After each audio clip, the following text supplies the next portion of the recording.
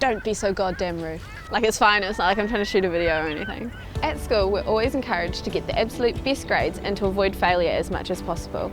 So when we do experience it, it can often be very disheartening, particularly when we're comparing ourselves to our peers who are often doing the same things as us. So, today we want to talk about why failure isn't always the end of the world and how it can actually benefit you in the long run. Failure can be split into two different categories, macro and micro. Macro is real big picture stuff. This is like dying. You can't bounce back from dying. Micro, on the other hand, is small and manageable, and while it may feel awful at first, it is something that you can fix. These are the kind of things that you'll experience in school, such as failing an NCEA standard. It's a cliche, whatever doesn't kill you makes you stronger, but it really is true.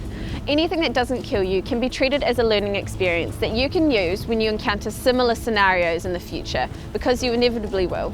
Once you've experienced failure, you need to ask the question, what can I do about this? Realising that the current situation isn't working and that you need to change it is great. It means that you're identifying what went wrong and making aims to fix it. Take, for example, failure of an internal standard. What happened the night before? Were you up too late? Did you focus on the wrong content of that standard?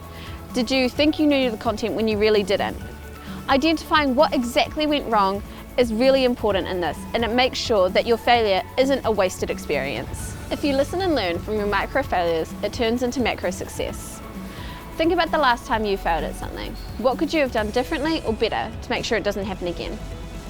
Thanks for watching, guys, and we'll see you next time.